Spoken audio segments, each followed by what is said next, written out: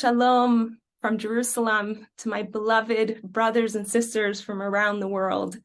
If there was ever a time for us to really see and know and hear and experience in our guts and in our tears, and especially in our hearts, that we are all one, it is now.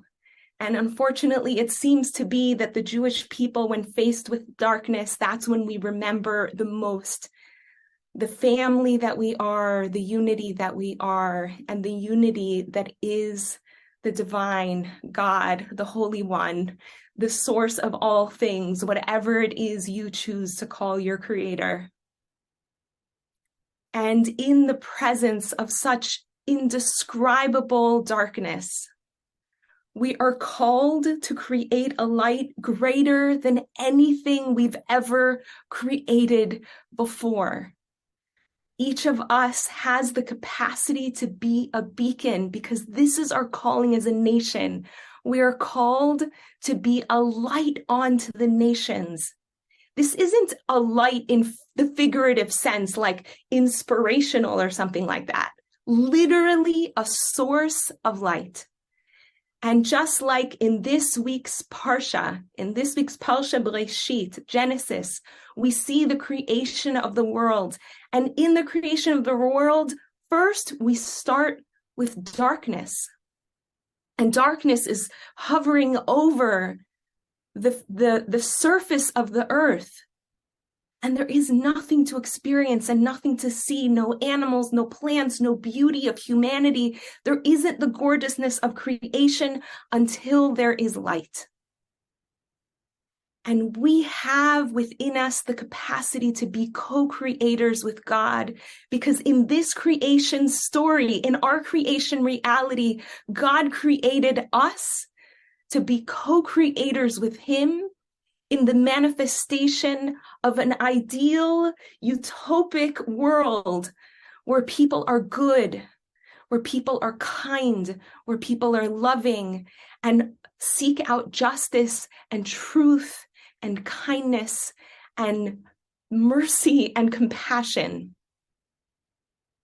And so as we are about to embark in the beautiful mitzvah of bringing in the Shabbat by lighting actual light, I want to engage with you in a short meditation to ignite the light inside of you.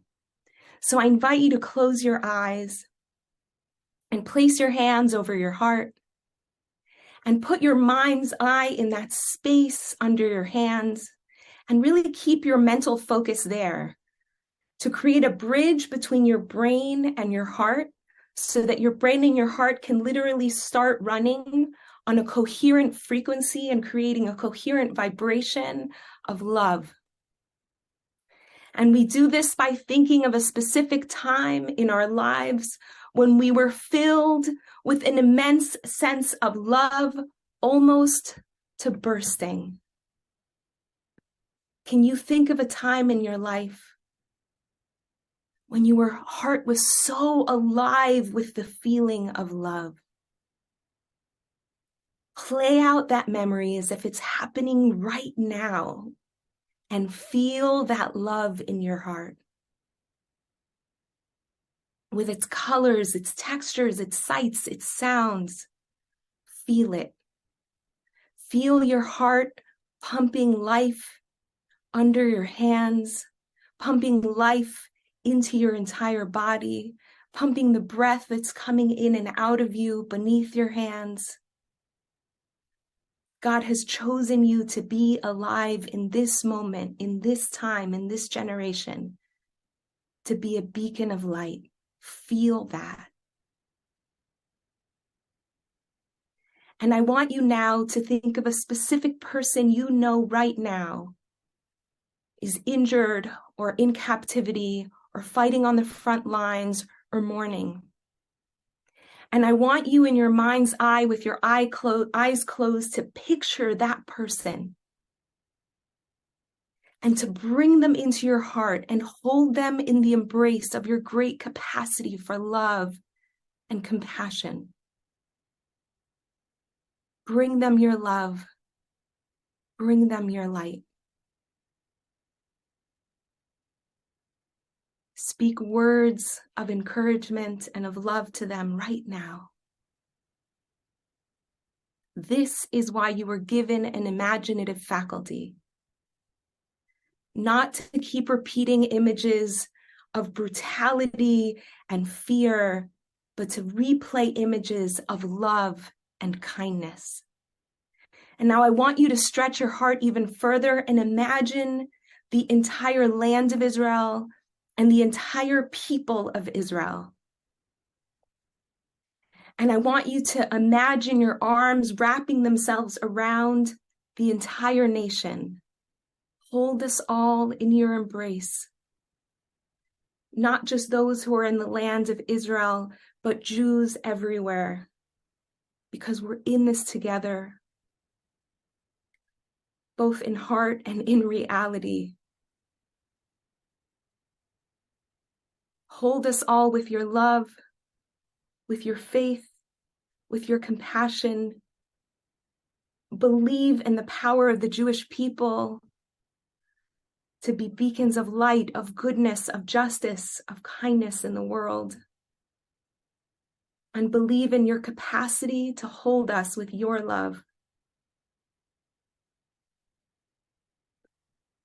And bring those precious hands of yours back to your heart.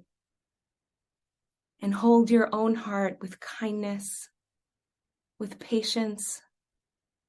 This has been, for most of us, the most difficult week of our lifetimes.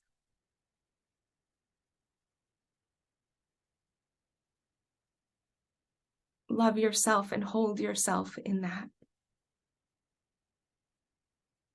And when you're ready, I invite you to open your eyes and pick up a box of matches and light your Shabbat candles. And imagine that light shining across from one end of the world to the other, lighting up every Jewish community and every individual Jew living who knows where on a hilltop somewhere without a community. Bring that light to all of us. May this Shabbat be a Shabbat of peace, of blessing, of connection, of love, and of joy for all the Jewish people. And may we only hear good news. With love from Jerusalem.